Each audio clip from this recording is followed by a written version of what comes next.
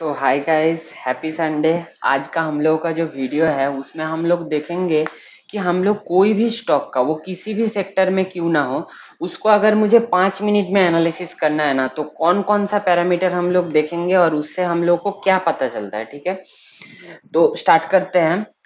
तो company name है Asian paint. सबको आपको पता है कि एशियन पेंट्स का पेंट्स तो सभी ने कभी ना कभी देखा है यूज करते हुए, या खुद के कारण के लिए किया होगा।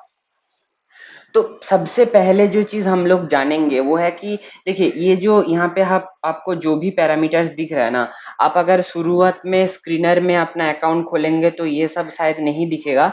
तो आप क्या कर सकते हो, आप इसका स्क्रीनशॉट लेके आपके हिसाब से ये सब पैरामीटर आप यहाँ से एडिट रेशियो करके सब डाल सकते हो। ठीक है, तो सबसे इम्पोर्टेंट अभी चीज स्टार्ट करते हैं। नंबर वन है आपका मार्केट कैप।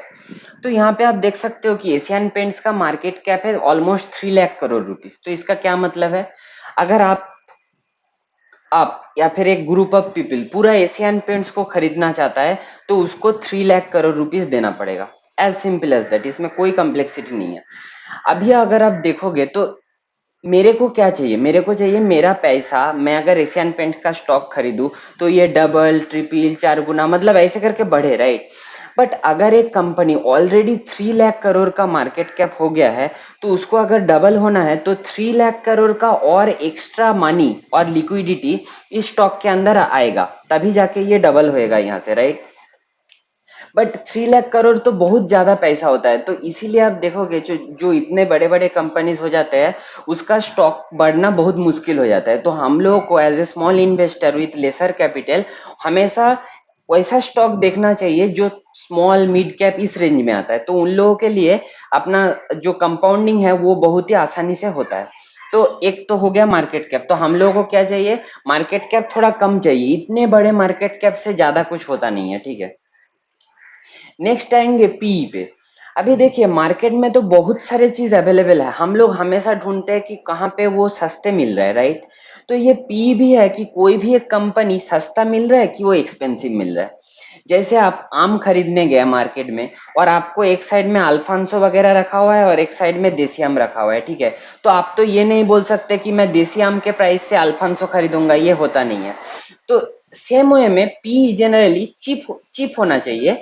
बट जिस कंपनी का ग्रोथ रेट बहुत हाई होगा वो हो गया आपका अल्फांसो आम। तो उसके लिए आपको पे भी हाई ग्रोथ के लिए करना पड़ेगा, तो उन कंपनीज के लिए जनरली ये पी का वैल्यू थोड़ा हाई होता है। ठीक है, तो हम कैसे किसी कंपनी को बोलेंगे कि इसका पी सस्ता है कि एक्सपेंसिव है, हम लोग उसका डायरेक्टली प्रॉफिट ग्रोथ देखेंगे। ठीक है, अगर मेरा पी प्रॉफिट ग्रोथ का 1 से 1.5 गुना हुआ तो हम लोग उसको चीप बोलेंगे, मतलब सस्ता है।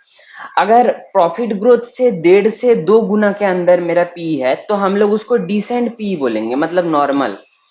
और अगर उसका 2 गुना से भी ज्यादा का पी है, जैसे इस केस में अगर आप देखोगे, इसका इवन इस क्वार्टर का तो बहुत ही खराब रिजल्ट है, बट इसका अगर आप 3 साल का भी प्रॉफिट वेरिएशन देखोगे जो 20% है, 20 का डबल होता है 40। मतलब ये अगर 40 के अंदर का पी में अवेलेबल है ना, तो हम लोग इसको बोलेंगे कि ठीक है भाई, ये ले सकते हैं। बट अगर 2 टाइम्स 3 टाइम्स 4 टाइम्स पी में अवेलेबल है तो उतना वो अट्रैक्टिव नहीं लगता है पी पॉइंट ऑफ व्यू से और स्टॉक पॉइंट ऑफ व्यू से।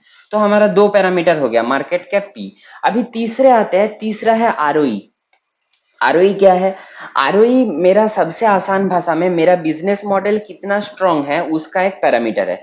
मेरा आरओई जितना ज्यादा होगा ना, मेरा बिजनेस ऑटोमेटिक एक्सपेंड करेगा, मुझे किसी से पैसा उठाने का जरूरत नहीं, मुझे लोन लेने का जरूरत नहीं, मुझे इक्विटी रेज करने का जरूरत नहीं, शेयर मार्केट में लिस्ट एक्स्ट्रा शेयर लिस्ट कराने का भी जरूरत नहीं। क्योंकि मेरा बिजनेस इतना अच्छा है, अगर मेरा आरओई 30% प्लस है मान लो, तो क्या होगा कि ऑटोमेटिक साल आफ्टर साल आपका बिजनेस, अगर अपॉर्चुनिटी है तो 30% से बढ़ता रहेगा ओवर ईयर ऑन ईयर करके। ठीक है, तो वो हमेशा अच्छा होता है। और जिस कंपनी का आरओई हाई होता है उसको मार्केट हमेशा रिस्पेक्ट देता है। ठीक है, मतलब जब मार्केट गिरता है तो वो उतना नहीं गिरेगा, जब वोलाटिलिटी बहुत ज्यादा है उसमें वोलाटिलिटी कम रहेगा, ऐसा। अच्छा, अभी नेक्स्ट है अभी मूल है, ठीक है, ब्रह्मास्त्र क्या है, ग्रोथ। ग्रोथ में क्या है, सेल्स ग्रोथ, प्रॉफिट ग्रोथ। अभी ये दोनों जो ग्रोथ पैरामीटर है, इस ये दोनों का सिग्निफिकेंस थोड़ा अलग है। ठीक है, जैसे सेल्स ग्रोथ क्या दिखाता है कि सेल्स ग्रोथ दिखाता है कि मैं मान लो एशियन पेंट्स जो कि मैं हूँ, मैं पेंट सेक्टर में ऑपरेट करता हूँ।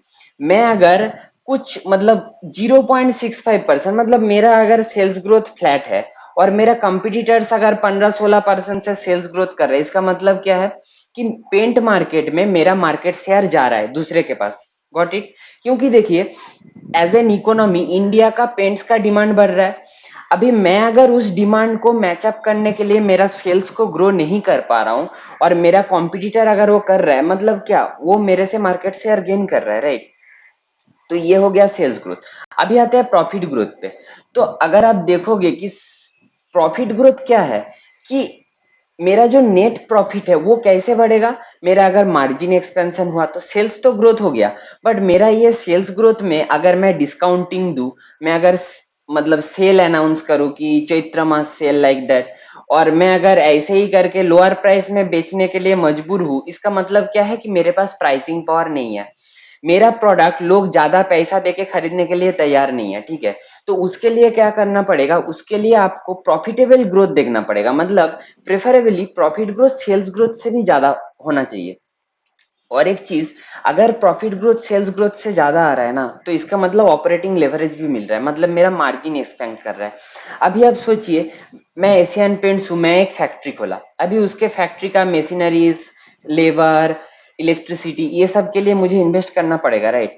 बट एक बार जब पेंट प्रोडक्शन स्टार्ट हुआ, वो शुरुआत में लेट से 10 टन का पेंट प्रोड्यूस किया, बट बाद में उसी लोगों से मैं 20 टन का कर लिया, फिर उसी लोगों से 30 टन कर लिया। मतलब क्या, मेरा जो फिक्स्ड कॉस्ट है वो सेम है, बट क्योंकि मेरा ये जो मतलब ओवरऑल सेल्स बढ़ रहा है उसी फिक्स्ड कॉस्ट के ऊपर, तो मेरा मार्जिन और एक्सपेंड कर रहा है, ठीक है? तो हम लोगों को हमेशा देखना चाहिए कि एक कंपनी जो है उसका प्रॉफिट ग्रोथ अगर सेल्स ग्रोथ से भी अच्छा आ रहा है, मतलब उसका प्रॉफिटेबल ग्रोथ आ रहा है, ठीक है? और इसमें उसको ऑपरेटिंग लेवरेज मिल रहा है। तो अभी आपको मैं एक चीज मैं दिखाता हूँ।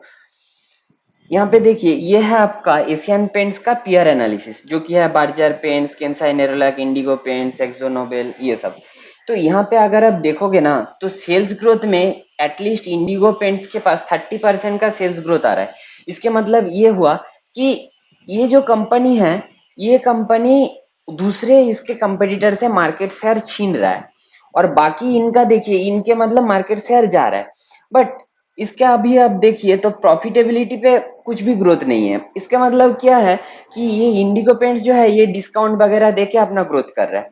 तो ऐसे इन 5 पैरामीटर, मतलब market cap, PE, ROE, sales growth, profit growth, ये पांचों पैरामीटर में अगर आपका कंपनी अपने कंपटीटर से अच्छा कर रहा है ना, तो आपका आप बोल सकते हो कि हाँ ये कंपनी अच्छा है। तो यही था एक छोटा सा वीडियो। अगर ये वीडियो का मतलब एडुकेशनल पर्पस के लिए ही है, कोई रिकमेंडेशन नहीं है, कुछ इन्फ्लुएंस नहीं होना है। ये पेंट सेक्टर में मेरा ऐसे कुछ खास मतलब अच्छा भी नहीं लगता, तो मैं ओपनली बोल दिया। इसीलिए मैं ये सेक्टर चूज किया कि आपको बोलने के लिए कि कैसे इसको एनालाइज किया जाता है, ठीक है?